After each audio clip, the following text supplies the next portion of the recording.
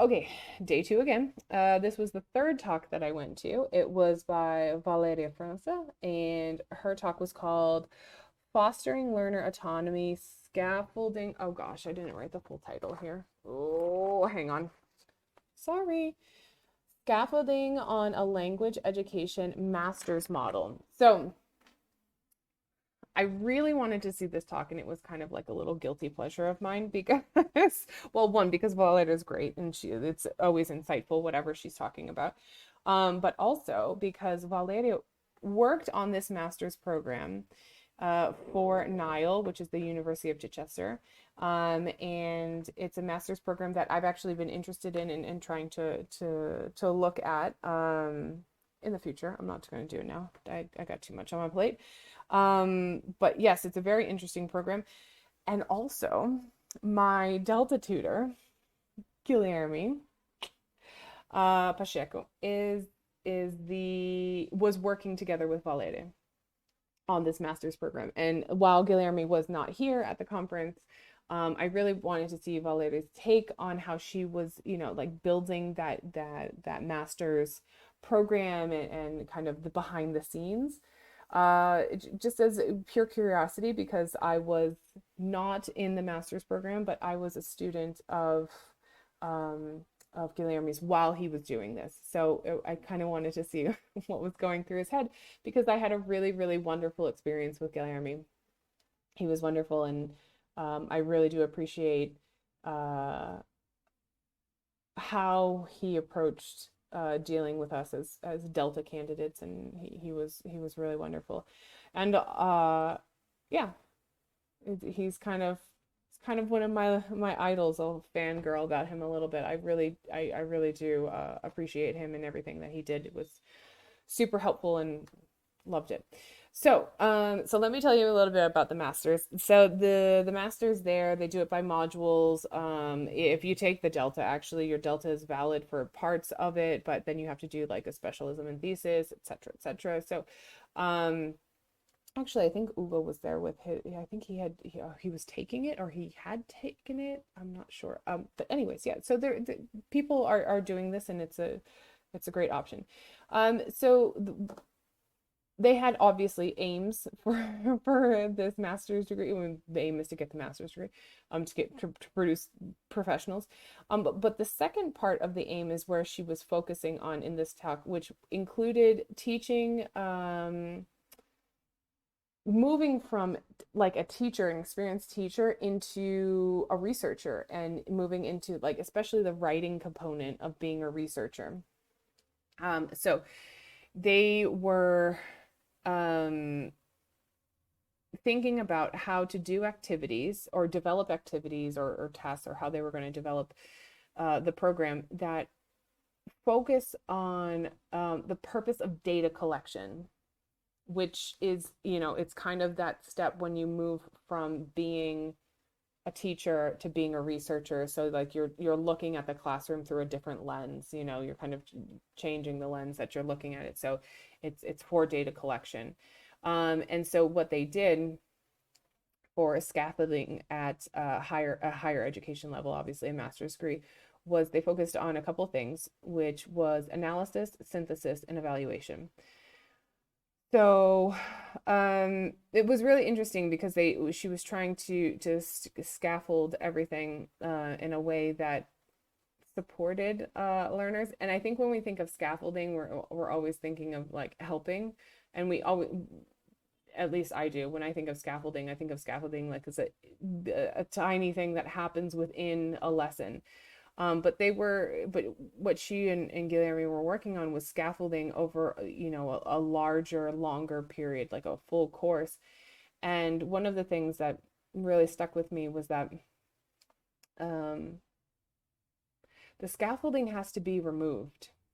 And she said she had the like an example of that, like uh, the overprotective mother, when the mom's holding the hand of the child, and at some point she's got to let go, and to be able to build the scaffolding so that when you do let go, that the person is able to do it. So So yeah, so there's a lot of God, she talked about so many things, and I was just like, oh, so much insight into how Guilherme treated us over my Delta course, which was like delicious to see. Like, and I felt like it was in like the forbidden area, you know, like the Wizard of Oz peeking behind the curtain and seeing like how it was going. I was like, oh, okay, it makes sense now. Like that's why. But I actually really I benefited from Guilherme implementing those things in my course. So this was it was yeah, again, guilty pleasure. So um okay. So one of the points was that time is individual and it requires awareness. So she was talking about her as a learner and how we as learners, teachers as learners, and our students and learners, you need to be aware of what you need and how long it takes you to process things and how long it takes you to be able to do things. Again, scaffolding is always there, but it always needs to be removed. So then this is kind of like my notes mixed with hers, so I apologize. It's a little broken up. There was also a part about needs analysis and using, well, yeah, the idea that I thought of was using needs analysis to determine successful stages and the development of the scaffolding. Actually, this is like a mix of ours. So you have to figure out where the person is, and Valeria promoted lots of like conversations and understanding and trying to, you know, support and trying to figure out where people are, what people need, and how they need to be like, because that it's super important for you to be able to create the scaffolding for this person to be successful. Also, you need to determine constraints of the learner and constraints of the courses. So if you have a course that has time constraints, then you're going to be constrained by the time. So then you're going to have to figure it out. If you have other constraints from institutions or things along those lines, you have to really determine your constraints before you start inventing everything. They used a flipped learning method. And I have to say that this, Guilherme was the only tutor that did this in our course.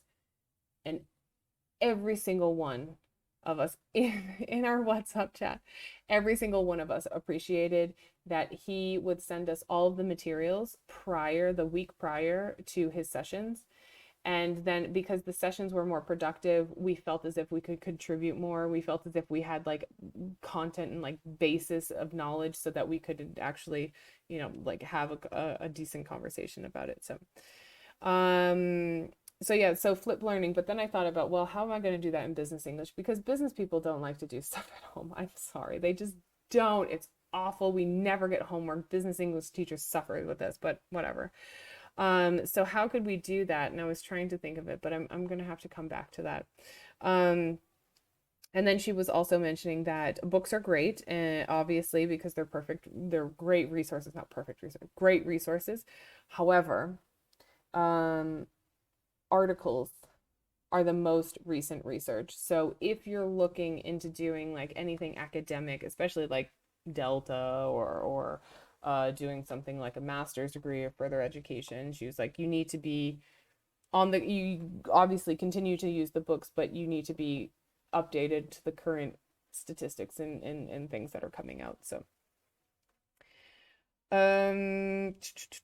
what else? God, there was so much. Okay, so I'll tell you a little bit about how they did this for their group. So they used some technology. First, they used Padlet for collaboration. I think this is relatively easy to implement, especially with regular students too. When I say regular students, I mean like English language learners, not necessarily like master's degree, you know, like higher level, because yeah. So okay. So they did a collaboration on Padlet and they had lots of tasks and things that they were supposed to do. And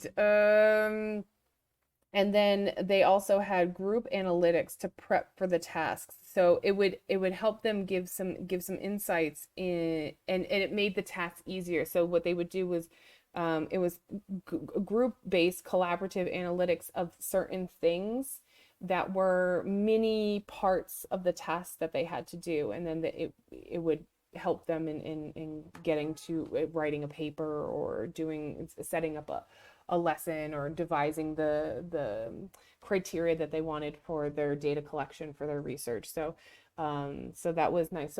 But we can also translate that into our classrooms too, like business English, like having them do mini tasks that are related to the larger task, so they feel much more confident taking on that larger task. So instead of, for example, saying, okay, well, next class you need to make a presentation, it's like, well, okay, why don't we do like a couple lessons or something like that that builds up to that. So work on the visuals, maybe work on preparing transitions and sequencing throughout your slides and things like that. So yeah, I mean, it translates, you have to extrapolate a little bit, but it does translate to teaching adult learners. So I thought it was very applicable. She was talking about materials. And this was a thought that I had, and I'm so sorry, I don't remember exactly what she was saying. But she said something and I was like, ooh. She said including materials or technology or something that can be reflected on, and that made me immediately think of creating a portfolio. And it's super easy to create portfolio. Like you can just have something like on a Google Drive, and then what you can do with that is you can, have, I mean, documents or spreadsheets or whatever, and just kind of, have people see the progress. Because the one thing that she did mention was that people tend to, in the master's program, that they would read and read and read and read, and at some point the tutors were like, stop reading because you need to produce something. So there's like, at some point, like they're trying to accumulate knowledge because they have writer's block or whatever. And so it would be interesting for people to have like reading logs or portfolio work or something like that, because sometimes you get like, you feel stagnant in courses. I mean, especially higher education, like masters or postgraduate or doctorate degrees, like you just feel like, oh God, it's so overwhelming. So, seeing everything that you've accumulated over a period of time, it gives you the reinforcement that you are working towards a goal. So portfolio work, I think, is always nice. So the big things, the key points that I got from Valeria was structuring classes and courses that set learners up for success. Because that's what I felt when I was working with Guilherme, and I imagine that's what their students or candidates or learners, however you want to call it, in their master's program, I'm sure that between Valeria and Guilherme, that they felt that they were really being set up for success. Showing achievement, so showing students that they have achieved something, whether it's through portfolio work, whether it's through logs, whether it's through something. And according to Valeria, and I would have to agree with her because this is my experience as well. Well, she said, I haven't done the master's there. She said that the NILE course that she was working on was one of the best masters because it connects theory and practice. And I think that is true that resonates with me wholeheartedly, because every time I do something and it's only theory or only practice, I always feel disappointed. I always like to see that kind of practical application. So how do we do that in business English courses? How do we create that idea? One, that we're structuring it so that they're set up for success. Two, that we're showing them their achievements as they go through. And how do we connect theories and practice? And so, yeah, so it's something to think about. And I might have to expand on this one because it was very, very nice. And I really enjoyed it. And it was great to see all of the influence that was put onto my course when I was studying with Guilherme. And yeah, I felt like, yeah, I really did benefit from the way that he approached our sessions and our learning. And I think from the reaction from my group members, that they also felt a great benefit from it. So that was, gosh, full name again. Let me just get it for you so I don't. So that was Valeria Franca, and it was entitled Fostering Learner Autonomy, Scaffolding on a Language Education Master's Model. So it's fantastic. Thank you very much, Valeria. I had a great time, and it was really nice to meet you, and then like kind of see how you and Guilherme were, and how your brainchild came to be, because I felt like I was a little bit a part of that experiment. So I really enjoyed it. So thank you very much. And that's it for Valeria's talk.